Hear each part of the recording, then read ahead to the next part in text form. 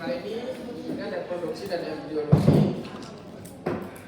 Nah, yang kita pelajari organ reproduksi, fertilisasi, terus tahap setelah fertilisasi dan perkembangan awalnya. Ya.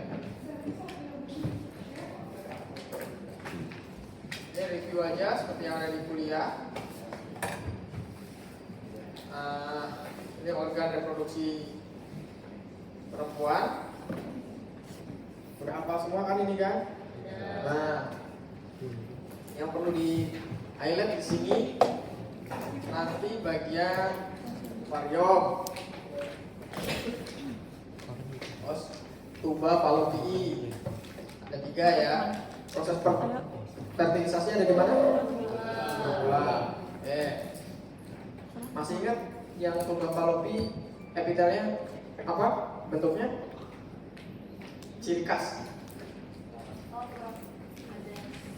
Ada apanya? Ada silianya. Karena apa? Nah, karena di sini ada menggunakan ovum. Kalau nggak ada silianya dia akan susah menggelinding kan? Histologi ovariumnya, folikel ovarium itu dengan berbagai ukuran masing-masing berisi 1 oosit. Jadi satu-satu. Tapi ada juga seperti pernah diceritain Bu Lina di kuliah, ada juga wanita yang nggak pernah mens. Nah, itu kira-kira dia ada folikelnya nggak? Itu dia nggak punya folikel atau nggak punya oosit? Ya, nggak punya oosit atau nggak punya folikel. Kalau mens yang luruh itu apa? Endometrium kan? Sama apa lagi? Nah, folikel-folikelnya. Nah, kalau dia nggak pernah mens, berarti nggak ada yang luruh di situ. Berarti gimana?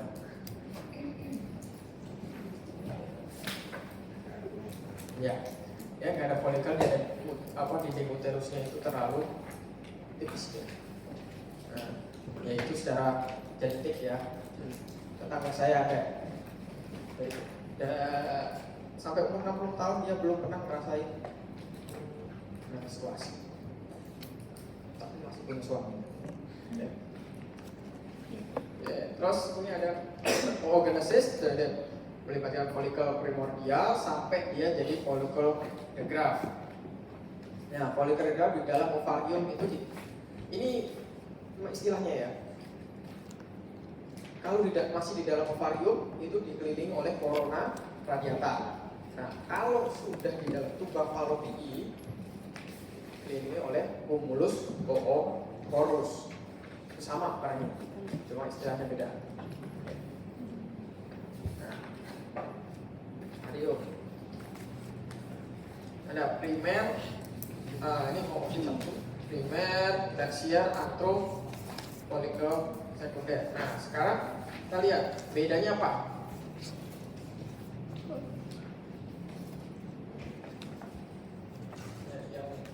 Yang bedain apa?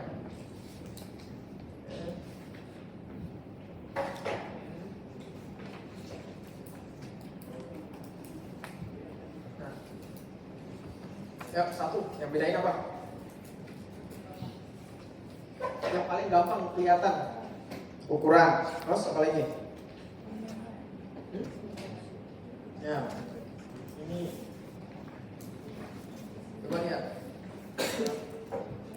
Tersier, sekunder. Nah, sama ini paling gampang. Nih. Semakin dari primer dia ukurannya paling kecil, sekunder dia lebih besar. Nah, kalau tersier sudah terbentuk antrum di sini, dan ini folikelnya lebih tebal. Ada berapa lapis? Beberapa.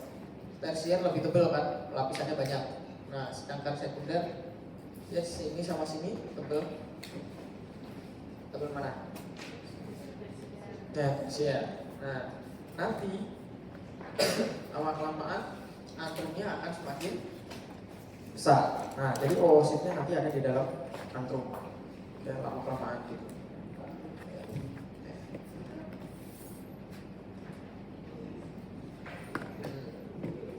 Ini yang primordial.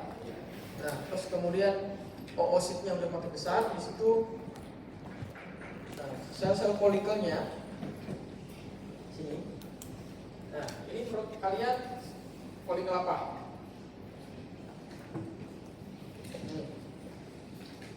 Yang ini primordial, ini lihat dari mananya? Lihat dari mananya? Oh, lihat ini.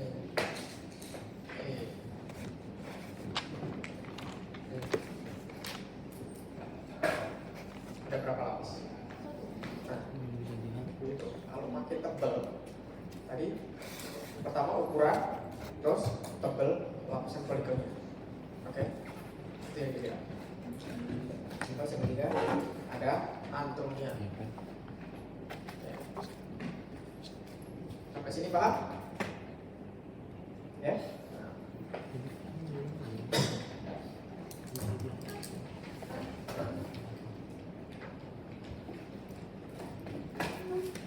Nah, di sini ada sel-sel granulosa dan di sini zona pellucida.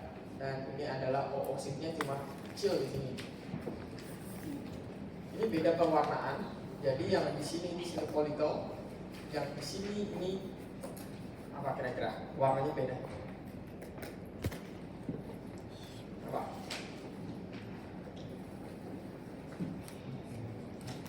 Jadi kan kita pernah pelajari apa namanya sistem pewarnaan, ada yang HE, ada fast, nah ini kalau HE itu kan yang diwarnain adalah organel-organelnya kan.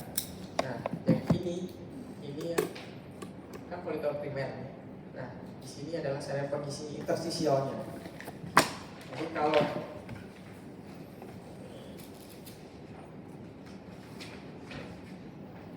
ini sel bulat, satu folikel. Nah, ini yang di sini Nah, ini yang ungu-ungu di sini. Ungu merah. Nah, folikelnya ini yang warna ungu. Ya, kenapa warnanya ungu? Karena sel-selnya itu lebih padat ya, sitoplasmanya lebih banyak. Nah, jadi kalau semakin sel itu kalau semakin warnanya merah, biasanya warnanya semakin tidak menyerap warna, itu makin banyak ruang kosong. Nah, di sini jadi ruang rongganya semakin banyak. Nah, kalau semakin warnanya tebal begini, berarti sitoplasmanya banyak. Dan artinya dia masih aktif membelah di situ. Oke, paham? Jadi ini lama-kelamaan dia akan makin menebar.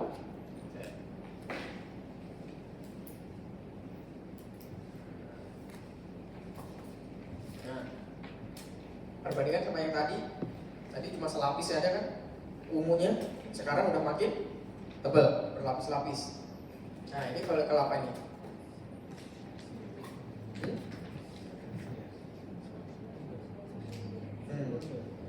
Intinya gini, kalau saya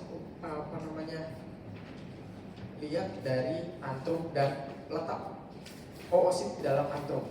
Nah, kalau sekunder dia masih terpisah begini. Nah, kalau tersier oositnya udah ada di tengah antrum. Posisinya di sini.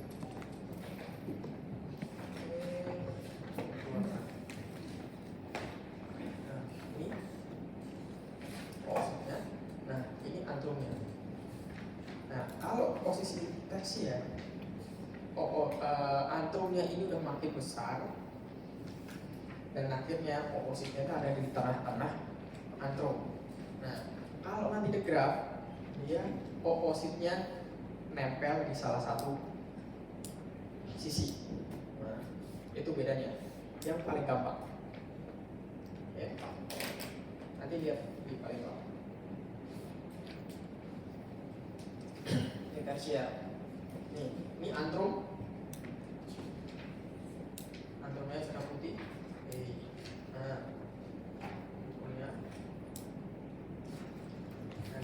ada oosit. Sudah di tengah kan? Tadi masih terpisah zona pelisidanya di oosit dengan antrumnya. Sekarang sudah jadi satu. Nah,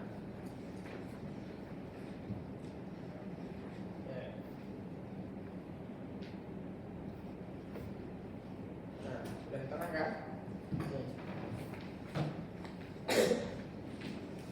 Kemudian digraf.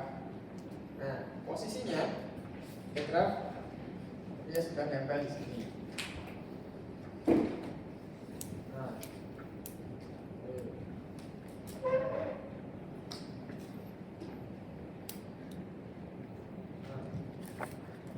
dia sudah nempel di salah satu sisi. Ini kalau digraf. Kenapa dia harus nempel di sini? Follicle digraf itu satu step di mana dia siap untuk diovulasi dan siap difertilisasi kan. Nah, dia posisinya harus stabil di situ kan. Coba kalau dia masih bisa jalan ke sana jalan ke sini, susah kan kalau untuk fertilisasi. Nah, itu salah satunya. Nah, Tuhan bisa menciptakan itu. Apa namanya, kita baru kepikiran setelah bertahun-tahun pelajari ini. Dulunya Tuhan yang ciptain, udah kepikiran sampai sana kan. Nah, itu gimana? Nah, ini jadi dia follicle digraf dia akan nempel di salah satu sisi ini dan dia akan sehingga memudahkan spermatozoa untuk melakukan fertilisasi di situ. Nah, fertilisasi itu yang pertama dia spermatozoanya menghasilkan enzim apa?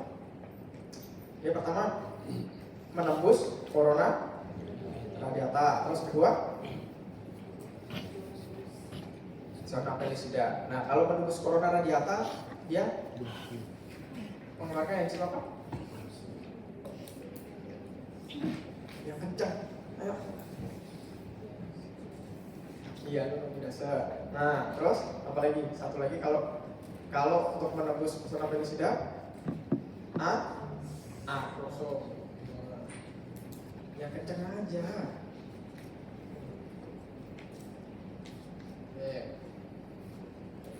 Tadi dokter Budiman nanya nggak ada yang jawab, kesel dia sendiri.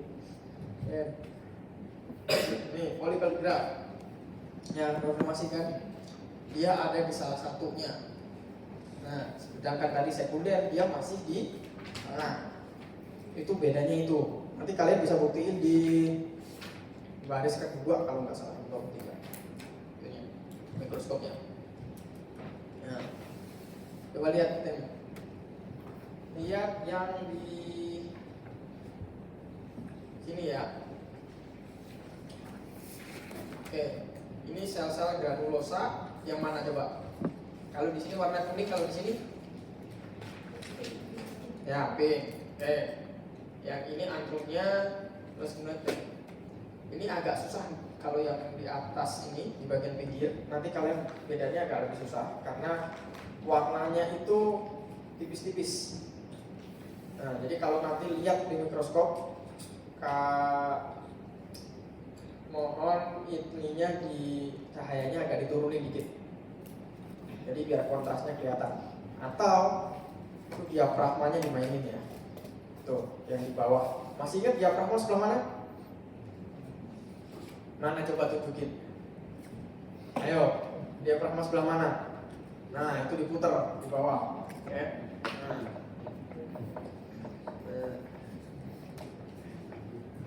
Ini bukan gimana, nanti kalian habis ini kan makan ada skripsi, ada yang ambil histo, ada yang ambil PA. Jadi sebenarnya pakai kayak gitu udah banyak soalnya yang nggak jadi korban itu mikroskopnya. Itu di lab skripsi ada 4,5 itu yang udah retired mikroskopnya. Lensa objektif aja bisa pecah gitu loh. Nah, itu kan rada aneh itu baru tahu. Ya. Ya. Nah, sekarang organ reproduksi laki-laki.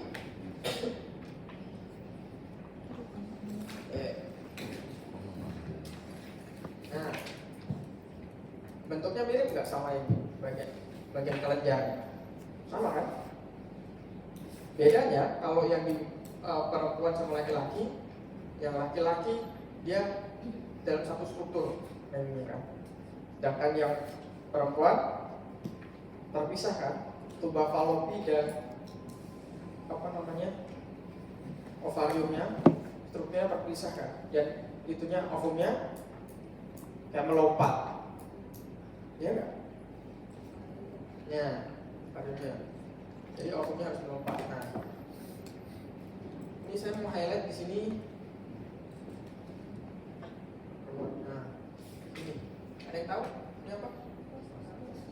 Nah, ini yang sering kali dikeluhkan oleh bapak-bapak atau kakek-kakek. Nggak bisa. Nah, kecil karena besaran itu. Ini kalau orang-orang kampung kan susah dibilangnya ini. Karena orang kampung bilangnya karena jarang dipakai.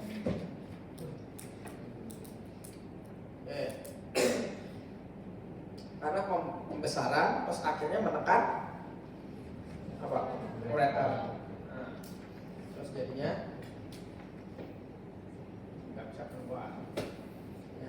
Nah, ada yang perlu dipahami histologinya itu tubulus seminiferus, terus proses pematangan dan sel Sertoli, dan satu lagi sel Leydig ya. Nah, itu yang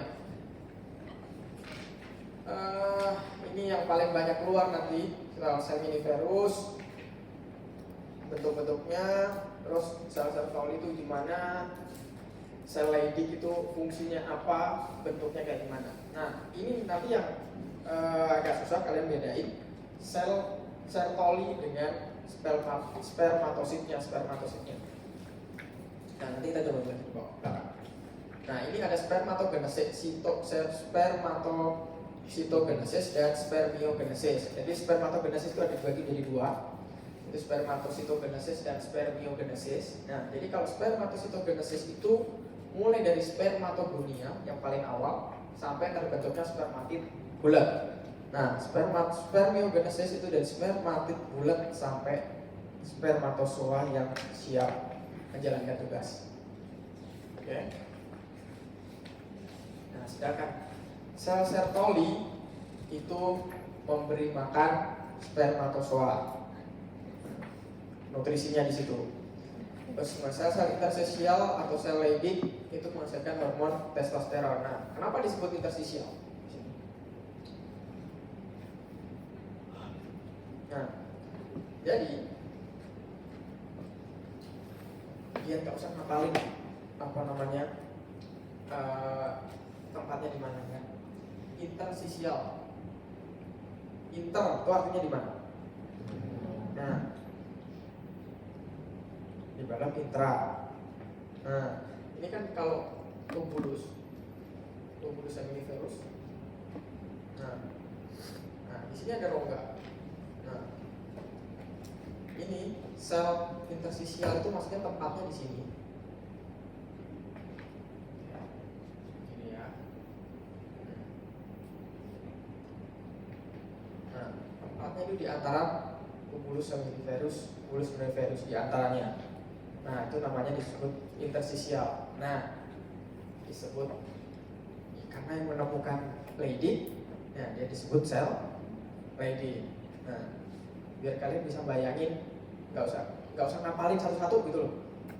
Nah, intersesial. Nah, di setiap tubulus seminiferus ini namanya spermatogonia. Tuh. Nah, ini kayak motif batik ya. Tubulus seminiferus itu yang mana? Nah, satu bulatan. Nah, terus sel Leydignya di mana?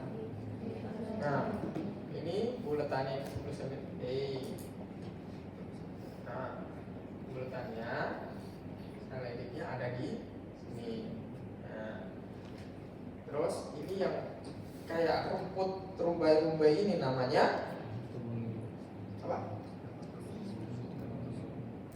Nah, spermatogonia itu ada yang kecil-kecil. Nah, kalau yang panjang-panjang ini namanya sertoli. Nah, jadi ini.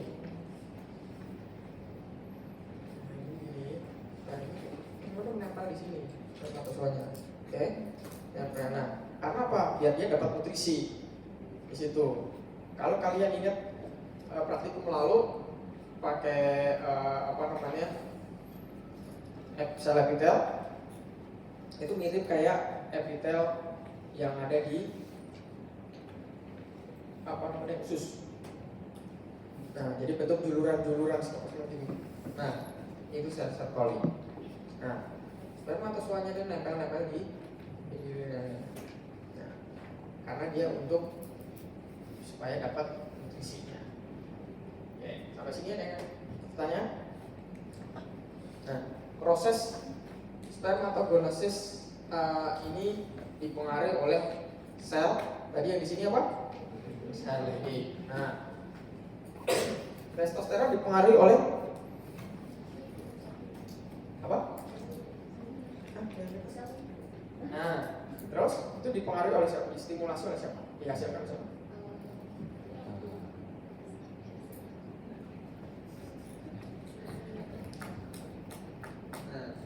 Itu nanti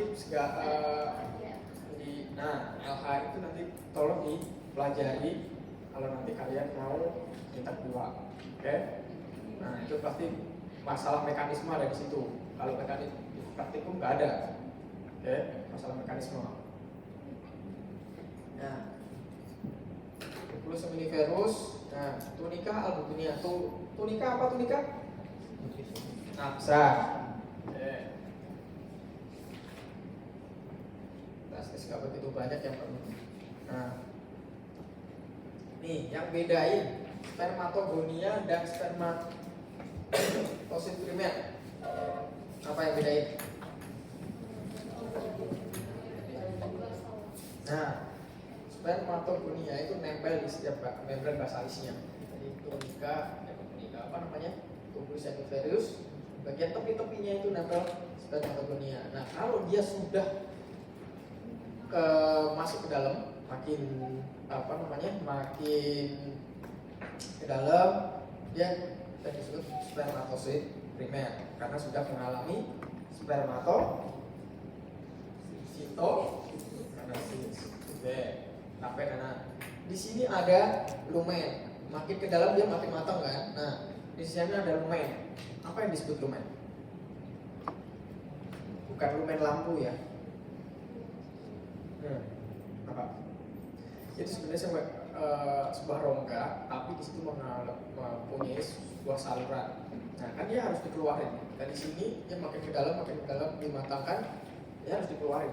Nah, keluarinnya itu lewat lumen. Nah, lumen itu ada ductusnya. Ya. Apa disebut lumen? Itu ada rongga dan ada salurannya. Oke. Nah, ini sel Leydig. Oke. Nah, ini ada sini. Lumen tubulus seminiferus. Lumen rongga yang berbentuk tabung di dalam tubulus di dalam seminiferus. Sel Leydignya bentuknya kayak gini. Mirip nggak sama ini? Ini bentuknya seperti biji kopi. Nah, bentuknya mirip-mirip gitu. Sel Leydig. Tapi dia karena letaknya di interstisial, nggak di dalam tubulus seminiferus. Oke, ya. Di sini. Yang agak berdulur-dulur itu. Kita spermatozoanya kan di dalam di bulet-buletannya sebenarnya spermatozoanya. Nah, kalau punya ini. Jadi kalau spermatozoa itu kan udah punya ekor.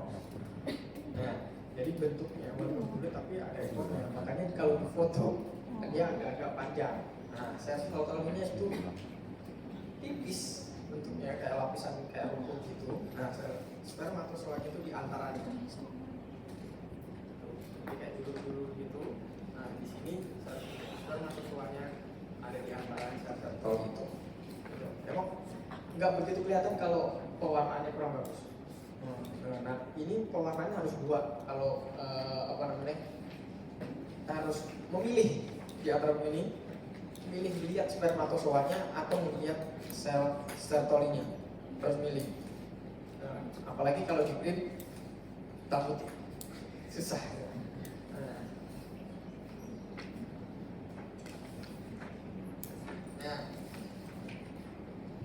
Nah, terus ini ada fertilized egg dan unfertilized egg. Nah, yang pertama, kalau belum terbuai itu ada fertilisasi, ada inti sel dan anak inti sel. Nah, ketika sudah fertilisasi,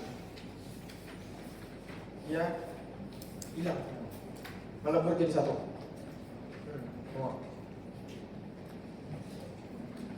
Ya, ada membran fertilisasinya.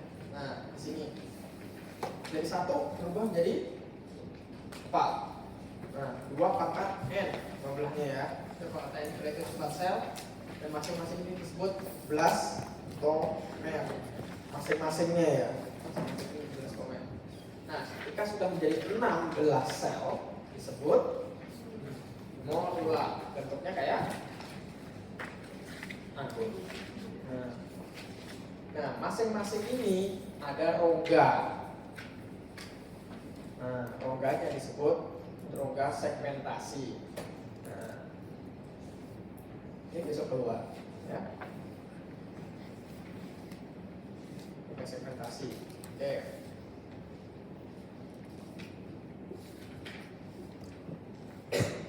Nah, setiap bulatan tadi,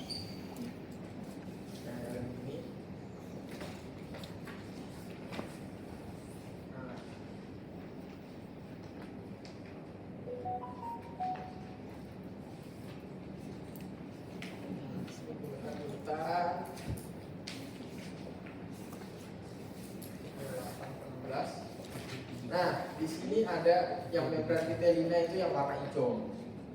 Nah, dalamnya ini namanya blastomer. Nah, terus rongga-rongganya ini namanya rongga segmentasi. Nah, jadi kalau nanti lihat di sini memang nggak begitu kelihatan. Nah, membran perivitelinanya. Nah, sekali lagi kalau mau melihat preparat ini, kita harus buat preparatnya harus milih. Mau melihat yang di dalam, mau melihat membrannya. Nah, kecuali kalau kita mau lihatnya pakai SEM gitu ya, scanning elektron mikroskop, kelihatan dia lebih bagus. Oke. Tapi satu kali jepret 600.000. Oke. Nah, terus nih makin kelihatan. Nih, segmentasinya. Jadi makin lama bentuknya kayak bola. Jadi kan kayak anggur ada panjang. Nah, makin lama makin kecil kulitnya, satu blastomer makin membelah, jadi bentuknya kayak bola. Nah, dalamnya akan bentuk rongga. Rongga segmentasi itu lama-pelan akan menjadi blastosol di sini. Ini ada blastulanya. Ini blastomer. Masing-masing blastomer ini di tengahnya makin lama makin bolong. Ekotop animalis dan untuk vegetalis ini menandakan perbedaan arah pembelahannya. Nah, jadi kalau animalis dia akan ke atas. Nah, dan ini vegetalis itu agak ini.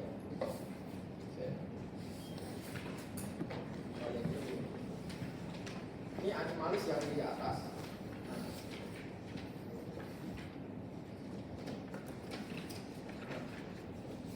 Ini yang bagian sini ini vegetalis. Jadi pelaku ke dalam. Nah, kalau animalis itu keluar sana terus ke atas. Nah, kalau vegetalis dia akan menuju ke dalam. Tuh, bedanya itu untuk membedakan arah pembelahannya. Nah, kalau di dalam sel yang menentukan arah pembelahan sel apa? Nah, ini berbeda dengan ini. Yang menentukan arah pembelahan sel apa? Organel sel yang menentukan arah pembelahan sel. Lupa. Sentriol, ya. Nah, ini yang namanya blastosol. Karena semua blastomernya ini membelahnya ke arah atas dan ke samping-sampingnya. Jadi yang di dalamnya ini akan membentuk rongga yang disebut dengan blastosol. Nah, tuh.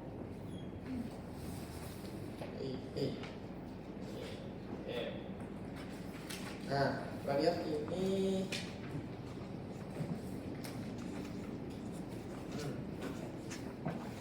Kita lihat ini yang kutub vegetal sampai animalis. Kan animalisnya pakai ke atas. Nah, di sini ada kayak cekukan ke dalam. Nah, ini yang kutub vegetalnya, dan cekukan ke dalam itu namanya blastofor. Rongga di dalamnya namanya blastosol, cekukan ke dalam itu namanya blastopor. Tengah-tengahnya ada mesodormnya. Oke. Nah, oke. Nah, ini cara lihatnya. Ini ectoderm, mesoderm, dan endoderm. Ini lapisannya.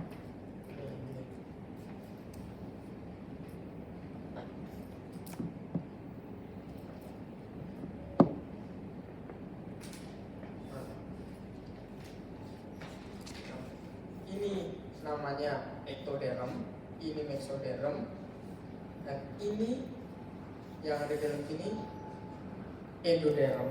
Nah, ini archenteron,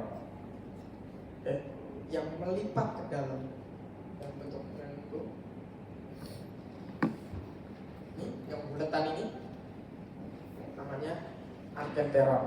Nah, kalau lapisannya namanya endoderm. Istilahnya banyak ya. Ya. Jadi ini kan tadi melipat apa namanya? Nah, ini bulatan ini melipat ke dalam. Kayak blastopor, ya, blastosol itu naik, melipat makin ke dalam. Nah, membentuk jendolan. Nah, jendolannya itu namanya archenteron. Nah, itu nanti kelihatan di preparat warnanya paling tebal. Kayak gitu.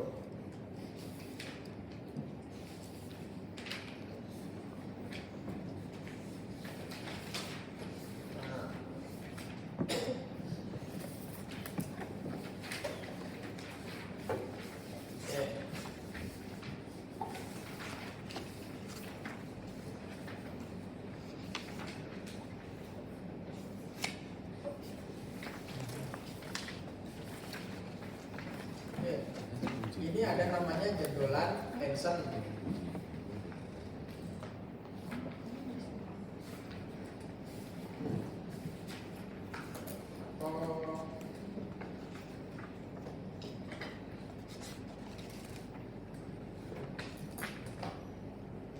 Ini jendolan Hansen itu ininya. Tapi kalau dilihat di mikroskop nggak kelihatan. Susah yang nerangin ya kalau nggak ada mikroskop nggak kelihatan kan. Nah, ini kalau dilihat dari atas. Nah, kalau dari samping bentuknya gini. Nah, ini jendolan Hansen, yang ini primitif pit. Ini di sini. Bawah jendolan itu namanya primitif pit. Nah, terus kemudian sekelilingnya sini namanya primitif strip. Terus di dalam sini ini namanya yang di dalam tengah-tengah ini kayak seperti sungai itu primitive groove. Nah, bisa bayangin nggak? Nah, ya primitive groove itu gini.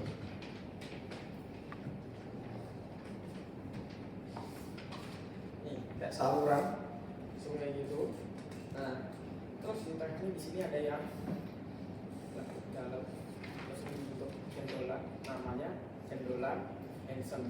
Nah, samping-sampingnya sih yang lebar ini namanya primitive string. Nah, Hansennya di sini apa? Hansennya di sini jempolnya. Terus di sini takut ke dalam ini. Nah, di sini namanya primitive bit. Nah, oke. Nah, karena ini makin ke dalam makin menekuk, akhirnya membentuk lipatan. Itu namanya primitive group. Nah, dan ini primitive group ini akan membentuk nantinya sub-sub tulang belakang. Ya. Nah, ini ada area opaka. Kalau disebut ada yang titik-titik ini namanya blood island. Nah, beberapa tahun lalu blood island atau pulau darah. Itu Dr. Budiman dulu tadi. Pulau darah, ada yang jawab lautan berdarah. Makanya setelah itu udah lah pakai multiple choice saja daripada bikin istilah baru kan. Nah, istilahnya baru terus kalau udah suruh nulis sendiri.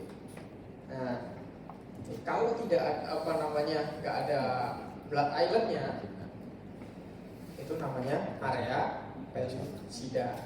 Jadi area opaka itu warnanya selalu lebih terang, lebih merah daripada area pellucida. Karena area pellucida itu minim adanya blood island. Oke, blood island itu titik-titik merah gitu, titik-titik merah. Nah, gitu. Tapi menyebar.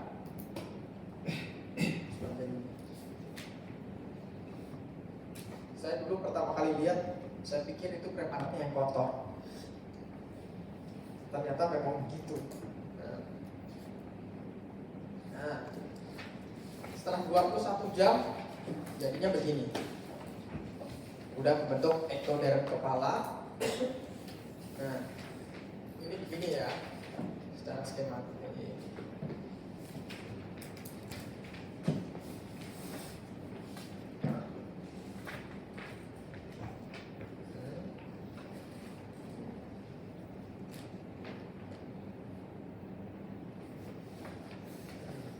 Jamur. Nah, ini ektoderm kepalanya. Nah, di sini AIP-nya di sini. Oke. Terus di sini ada mesodental segmen di sini dalam sini.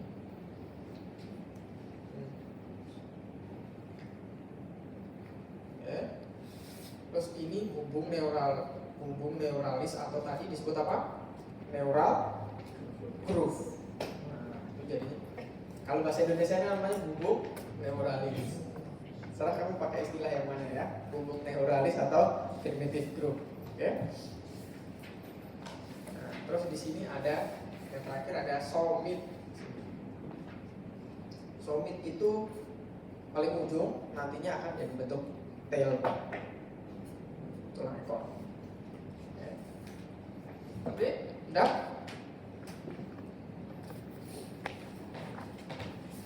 Nah, ini ada blood island lagi kan di sini. Artinya kalau ada blood island di sini area opaka. Oke, di sebelahnya di sini pellucida. Oke. Nah, di sini ada proamnion, ada ektoderm, mana AIP-nya. Ingat ya, kalau AIP itu di bawah ektoderm kepala yang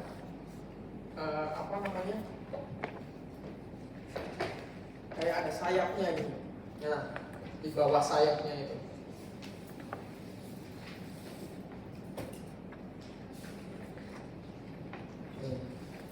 Ini dari orang ekor sama sini salah satunya sum-sum tulang yang ruas tulang belakang. Nah, masing-masing.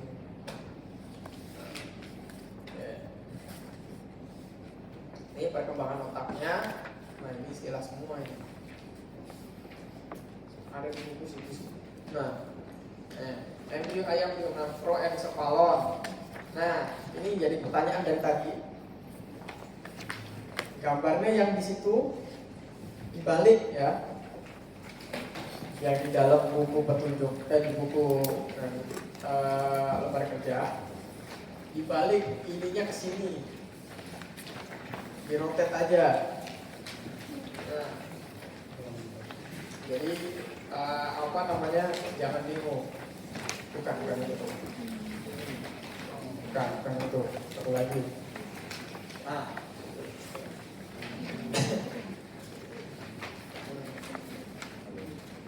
berapa itu? 48 jam. Satu lagi nih, ada satu lagi kok.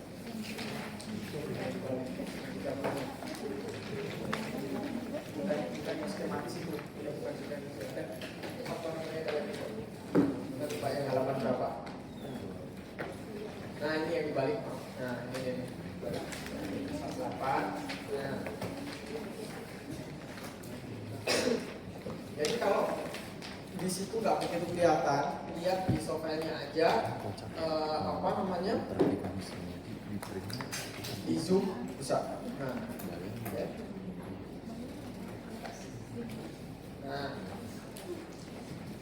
nah ini dari sini tadi close up segininya aja, jadi yang 72 jam, oke? Okay?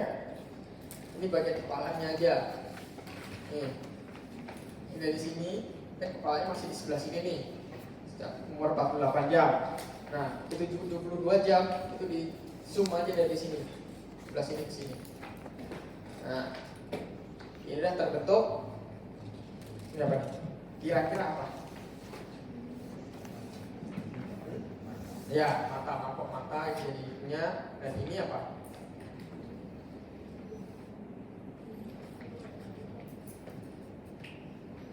Apa kira-kira? Dalam cephalon dia?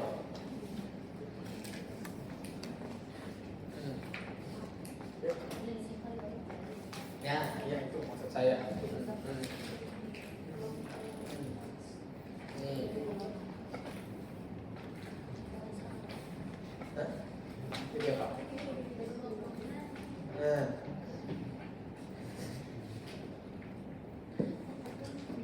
Yang pasti dari gambarnya ini. Itu halaman berapa itu? Halaman berapa itu? Nah, halaman 31. Yang pasti itu gambarnya sama. Ya.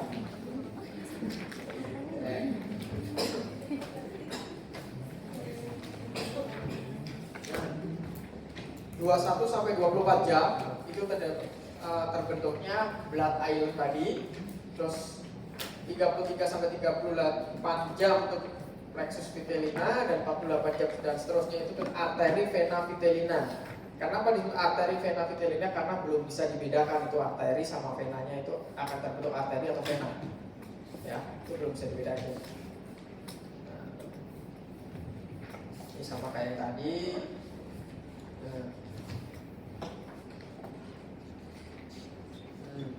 Proencephalon, mesencephalon, plexus vitellina, ini bakal jantungnya di situ.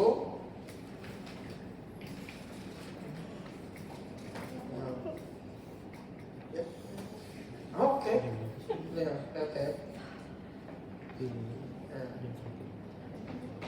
Nah, ini tadi arteri vena vitellina. Nah, di sini kita belum bisa bedain apakah jadi arteri atau apakah jadi vena. Ini setelah 72 jam. Jadi ini di daerah sini ya. Nah, ini di sini di zoom jadi ini. Nah.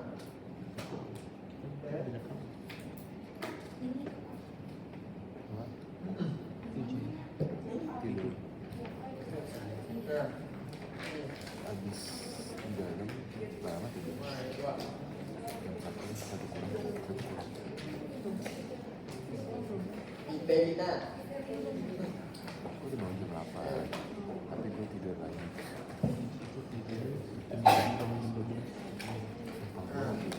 Ini istilah lagi.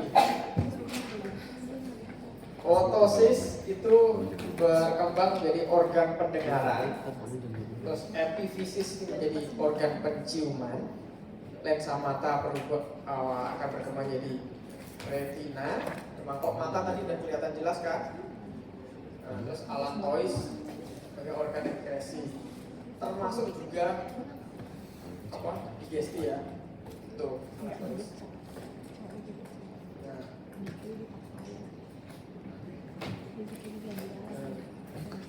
Epifisis tadi buat apa?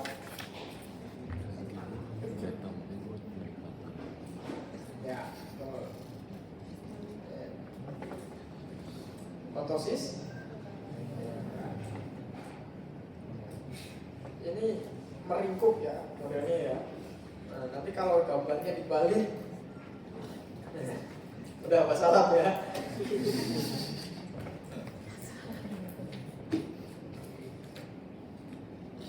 Pernah soal yang 2024 ya, yang blok 2 gambarnya dibalik terus warnanya dihilangin.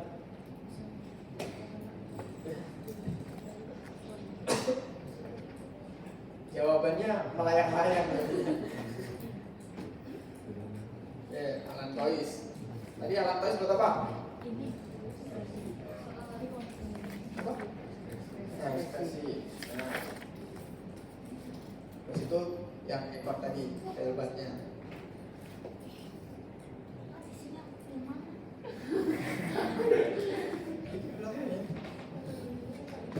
Yang apa?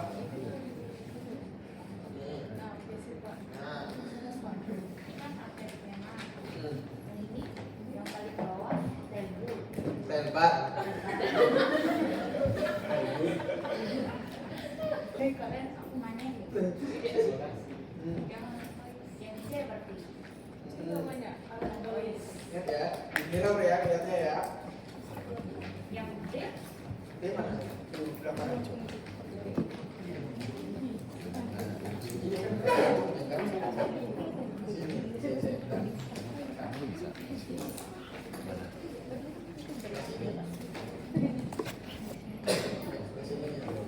Gue juga.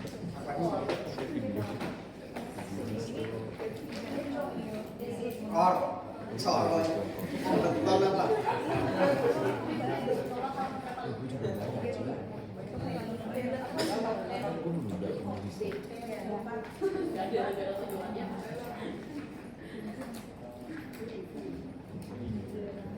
Nah, ada pertanyaan lagi?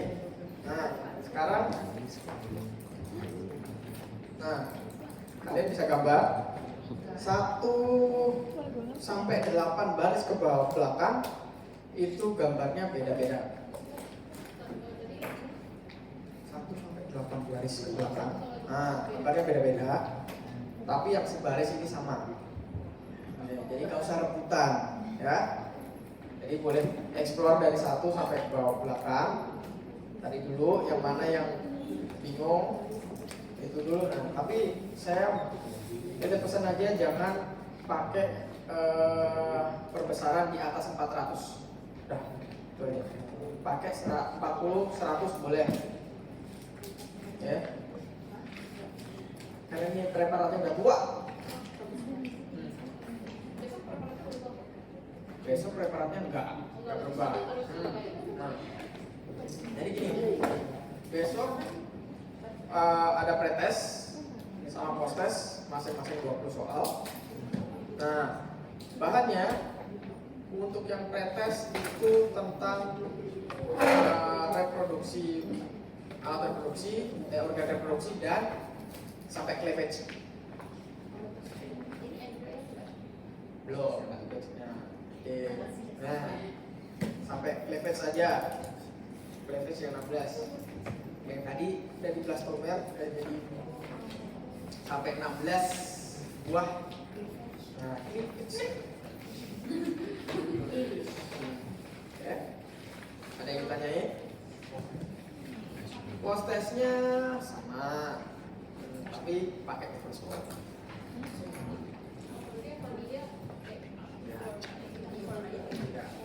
Pakai tes portal nanti besok.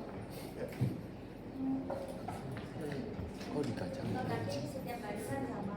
Iya, kita barisan sama. Berarti cuma ada 8 preparan. Yep. Tuntasnya 70 ya.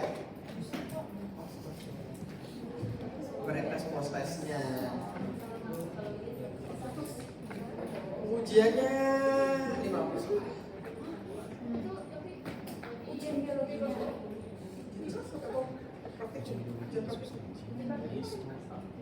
Iyalah.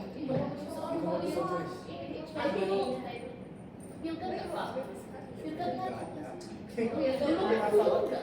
kan? Lihat gambar tapi lihat mikroskop.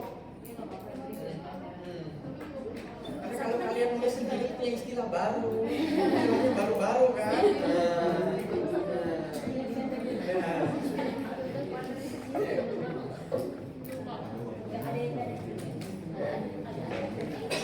Ada yang tanya lagi?